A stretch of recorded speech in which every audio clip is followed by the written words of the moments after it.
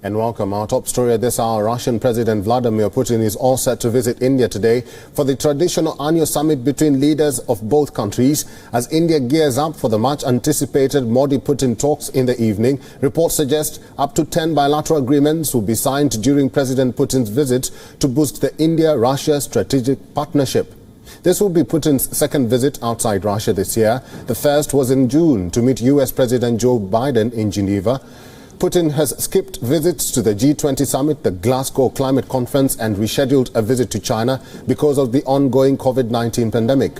His trip to India highlights the significance Putin places on bilateral ties with traditional ally India. With this visit, Putin is indicating that this tour is not just about maintaining the special strategic partnership with India, but also about strengthening the bilateral relationship. This comes despite New Delhi's growing closeness to Washington. According to reports, Russia and India will sign 10 bilateral agreements in various areas, including some semi-confidential ones following the talks. The meeting between Putin and Indian Prime Minister is also likely to see the presentation of the S-400 air defense system to India. According to reports, both the countries are also likely to sign a deal on supplying AK-203 assault rifles to India. Despite the changing geopolitical equations, Delhi and Moscow remain closest of allies, but some areas of difference will be difficult to ignore, given the fact that both Russia and India are cozying up to different partners involved in the geopolitical rivalry between US and China. The clash of ideas regarding the Indo-Pacific and the re-emergence of the Quad group comprising of Australia, Japan, US and India could create an impact on the upcoming summit.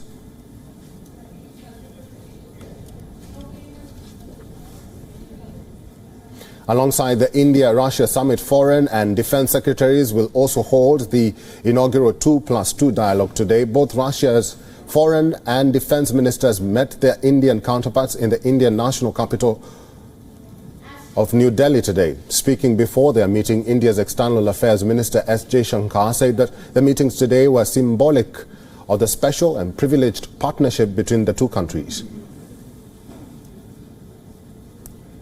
Today, we have an opportunity not only to discuss our bilateral ties and the global situation, but also we will be participating in the first 2+2 meeting, and of course later in the evening we will be joining our leaders for the annual summit. Our partnership is indeed very special, it's very unique, and we are very conscious that in a world of rapid geopolitical changes, it has in fact been remarkably steady and strong. You said our secretaries of security councils have met, and as far as I understand, the meeting of the Intergovernmental Commission on Military and Technical Cooperation has already taken place this morning among our friends, our colleagues from the defense ministries, and we're also awaiting the 2+2 format, which is going to take place. WION's principal diplomatic correspondent Sidhan Sibal, live from New Delhi, and live from Vladivostok is Artyom Lukin, a professor of international politics. Thank you, gentlemen, for joining us. Sidhan, I will start with you. Take us through the itinerary of the Russian delegation to India and the importance of Putin's trip for India. Well, thank you for this opportunity to talk. To your TV channel. Well, actually, I think the significance of this visit by Vladimir Putin to India is very high, as it has been already mentioned. This is his second visit in 6 months. His previous foreign summit was in June in Geneva with Joe Biden, and now he goes to New Delhi to meet Prime Minister Modi, which underscores, I think, the importance that Moscow attaches to its traditionally close and trusting relations with India, and the fact that the first 2+2 Russia-India meeting will be taking place concurrently, is taking place concurrently with the summit, I think is also a very significant fact. So I am pretty sure that this summit between Putin and Modi will be another important stage in the development of Russia-India ties. Lukin, thank you very much for highlighting that. The question again, I'll go back to Siddhant. Probably can give us the itinerary of the Russian delegation to India and the importance of Putin's trip for India.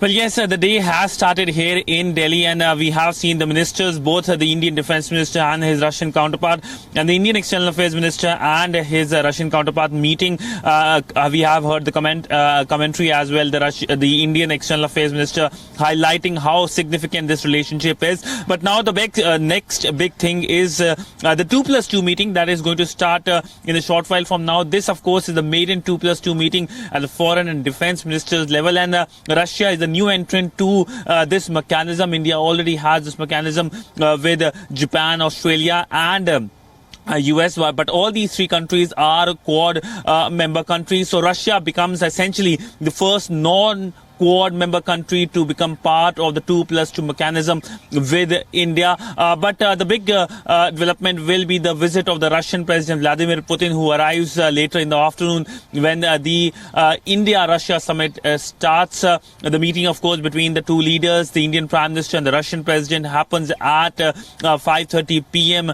Indian Standard Time, and there can be a MEA briefing as well later on the key outcomes. There will be a long, lengthy joint statement. There can be a lot of outcomes in the joint statement, specifically when it comes to Pakistan-based international terror groups. There can be mention about this, and this, of course, will be a big thumbs up in terms of New Delhi's diplomacy, because there have been questions being raised about Moscow getting closer to Pakistan. But if a joint statement mentions Pakistan-based international terror groups, it reaffirms that how Moscow considers New Delhi as its most important ally in South Asia, and that will continue to be so. But we can expect outcomes in terms of military, in terms of defense, and largely that is why the visit is significant in terms of the outcomes and in terms of the Russian president visiting New Delhi amidst the COVID pandemic.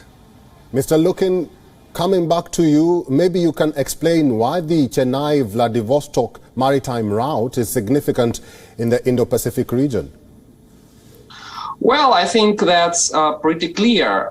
This Chennai-Vladivostok route should boost the trade between Russia and India, and we have just discussed, the importance of strategic military technical cooperation between Russia and India, and this is the area where we have really something to be proud of. But when it comes to trade and commerce, I think Russia and India still have a long way to go to enhance this commercial partnership. And right now, our bilateral trade is quite modest. It's just $10 billion a year. That's nothing, taking into account the size of our economy. So I think the more transport corridors we have between Russia and India, including, maritime routes, including overland routes, including, mixed maritime land routes, the more, the better. So we look very much forward to this Chennai-Vladivostok route starting to operate as Putin and Modi agreed, 2 years ago, right here, where I am now in Vladivostok, where the previous meeting took place. Siddhant, coming back to you, there are speculations that the Quad grouping may not be highlighted in the summit. But if it is brought up, what concerns will Russia likely be raising on that matter? Well, when it comes to Quad or Indo-Pacific, I do expect conversations during the foreign ministers' conversation, which is still happening, and during the 2+2 as well. Russia, of course, has made it publicly known that it's not very happy with either the Quad or the Indo-Pacific vision. It sees Indo-Pacific vision is something that is against its ally China and trying to encircle China. But New Delhi has repeatedly told Moscow that this is an inclusive concept and not against any country, and that stands true for Quad as well, because Quad does not has a military dimension. This is something that New Delhi has been saying in the past as well, and the focus is on issues like humanitarian issues and how to deal with COVID crisis. But also New Delhi has explained to Russia that while India might be part of Quad, India is also part of SCO, India is part of BRICS. These are groupings that has representation of Russia. In fact, SCO is dominated by Russia along with China. So essentially India has said that it is issue-based partnership, whether it's Quad or whether it is SCO, and the Russians should understand that while they have their own geopolitics, New Delhi has also its own geopolitics as a sovereign country. Live from New Delhi, Sidhan Sibal, and live from Vladivostok, Atyum Lukin. Thank you very much, gentlemen, for your insights today. WION is now available in your country. Download the app now and get all the news on the move.